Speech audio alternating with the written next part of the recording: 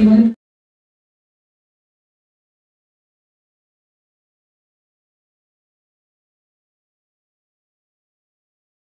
तसेच या ठिकाणी उपस्थित माजी विधान परिषद सदस्य आदरणीय श्री रवींद्रजी पाठक साहेब हे देखील उपस्थित आहेत। त्यांचंही आपण स्वागत करणार आहोत। मी विनंती करते आदरणीय फटाकरे साहेबांना आपल्या शुभ हस्ते आपण त्यांना ग्रंथभेट द्यावी।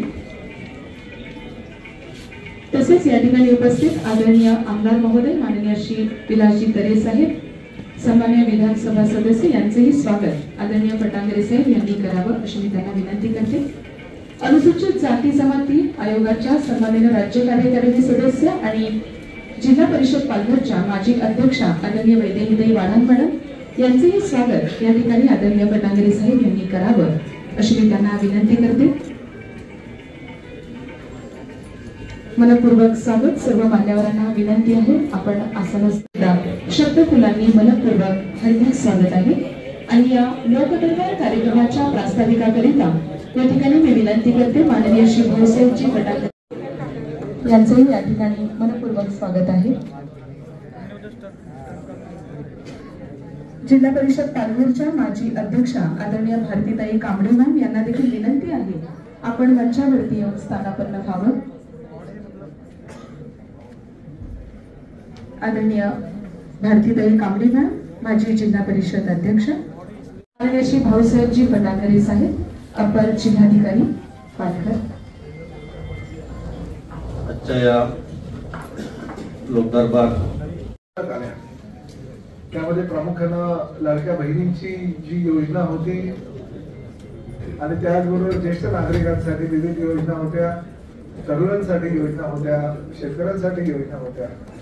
त्या सर्व योजनांचं पाठबळ एवढं आमच्या पाठीशी आलं की कधी नव्हे ते एवढं संख्याबळ महायुतीला आलं। 237 आमदार एक हाती घेऊन आम्ही सत्तेवर परत आलो आणि राज्याचे मुख्यमंत्री म्हणून देवेंद्रजी फडणवीस, उपमुख्यमंत्री म्हणून श्री एकनाथ शिंदे आणि उपमुख्यमंत्री म्हणून श्री अजितदादा पवार यांनी नेतृत्व या राज्याचं स्वीकारलं आणि त्याच्यासोबत त्यांचे सहकारी म्हणून आम्ही 40 मंत्री आता या राज्याच्या हितासाठी विविध ठिकाणी विविध उपक्रम राबवतोय। आणि त्याचाच एक भाग म्हणून शिवसेना पक्षाच्या वतीनं मला धाराशिव जिल्ह्याचे पालकमंत्री पदाची जरी जबाबदारी असेल तरी ठाण्यापासून जवळच असलेला आणि खास करून एकनाथ शिंदे साहेबांवर आणि शिवसेनेवर विशेष प्रेम करत असलेला हा पालघर जिल्हा आहे।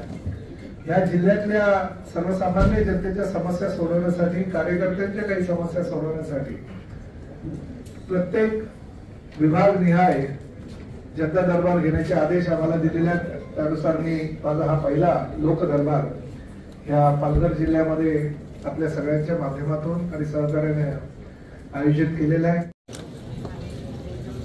टोकन क्रमांक 11 ते 20 इथे रांगेत येऊन थांबायचं। वाटली झाल्याच्या नंतर प्रॉब्लेम सोडून सॉल्व आहे। ह्या सगळ्या तुमच्या कार्यालयात एक 15 दिवसात होईल सर। 15 दिवस मी अजून तुम्हाला 15-20 दिवस अजून एक्स्ट्रा घ्या, पण ह्या आपल्याला 1 महिन्याच्या अगोदर काम कंप्लीट होईल सर। नाही आता तुम्हाला 1 महिन्यात रिझल्ट मिळाला खूप झाला ना।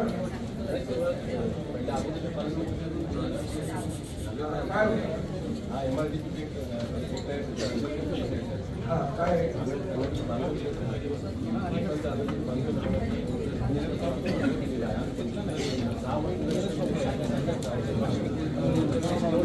ठीक आहे, माझं म्हणणं पण आता ह्या महिन्यामध्ये रिझल्ट येतो असं सांगितलं। ह्या महिन्यात जर रिझल्ट झाला परत आपलं 1 महिना पूर्ण आपण सांगितलं।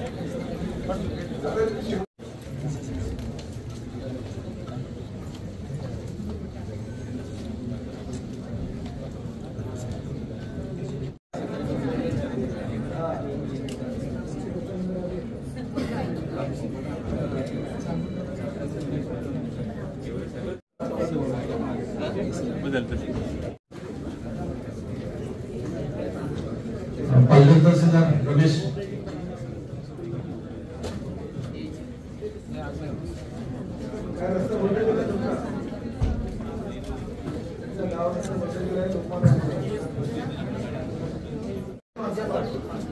उद्या सुट्टी आहे तरी पाठवा।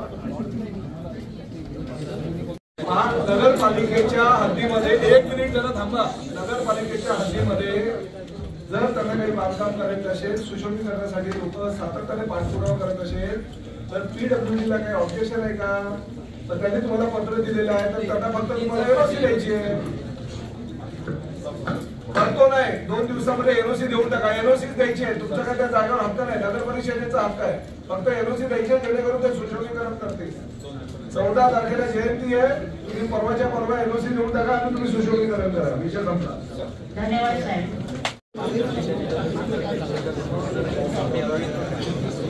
हा तुमचा विषय.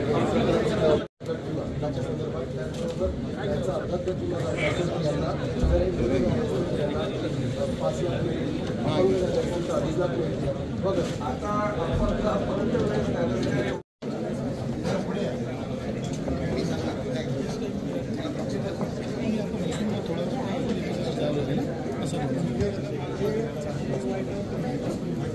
कोण राजकीय दबावामुळे